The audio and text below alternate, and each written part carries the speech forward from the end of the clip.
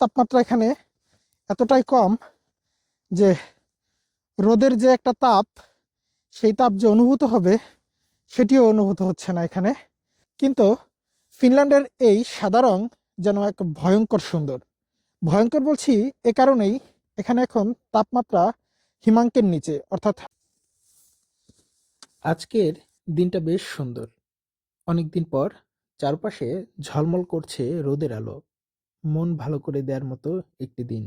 এই ঝলমলে আলোকে সঙ্গী করেই আমরা তিনজন বেরিয়ে পড়ছি শহরের কোল ঘেঁষে বরফে ঘুমিয়ে থাকা এক শাখা সমুদ্রের দিকে, যেটি পুরোপুরি বরফে জমে আছে।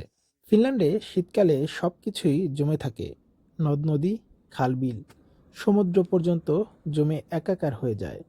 রাস্তায় যেতে যেতে চারপাশের সৌন্দর্য বারবার নজর কেড়ে নিচ্ছিল।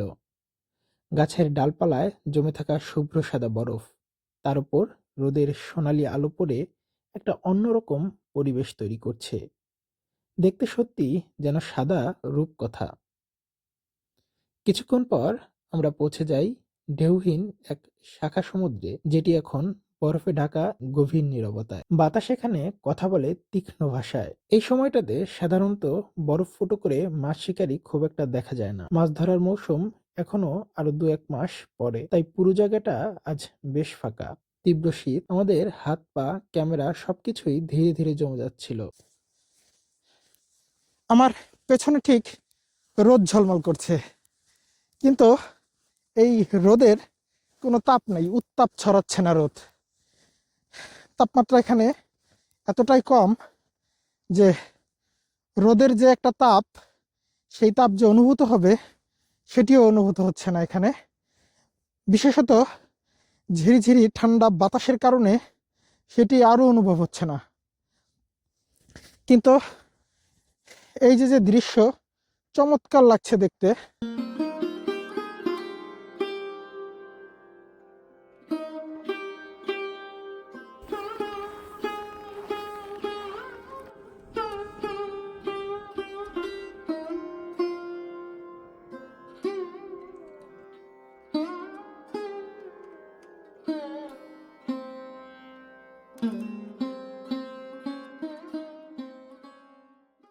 সাদা রং শুভ্রতা ছড়ায়, সাদা শান্তির প্রতীক। সাদা রং দেখতেও সুন্দর, কিন্তু ফিনল্যান্ডের এই সাদা রং যেন এক ভয়ঙ্কর সুন্দর। ভয়ঙ্কর বলছি এ কারণেই, এখানে এখন তাপমাত্রা হিমাঙ্কের নিচে, অর্থাৎ -21 ডিগ্রি সেলসিয়াস। যেমন ঠান্ডা তেমন ঠান্ডা বাতাস। এখানে দাঁড়িয়ে থাকাও বেশ কষ্টসাধ্য। আমার চোখের পাপড়ি সবকিছুই যেন জমে যাচ্ছে। শুভ্র সাদা এই রং দেখলে দূর থেকে হয়তো অনেক ভালো লাগে, কিন্তু এখানে যে পরিমাণ ঠান্ডা, এই ঠান্ডা যেন ভয়ঙ্কর রূপ ধারণ করেছে। এই সাদা রং যেন বালুর মতো মনে হচ্ছে। এই সাদা বরফ চিকচিক করছে বালুর মতো। কিন্তু এই ভয়ঙ্কর সাদার প্রেমে পড়লে বেশিক্ষণ এখানে টিকে থাকা যাবে না। উষ্ণতা খোঁজার জন্য দ্রুতই এই স্থানটি ত্যাগ করতে হচ্ছে আমাদের।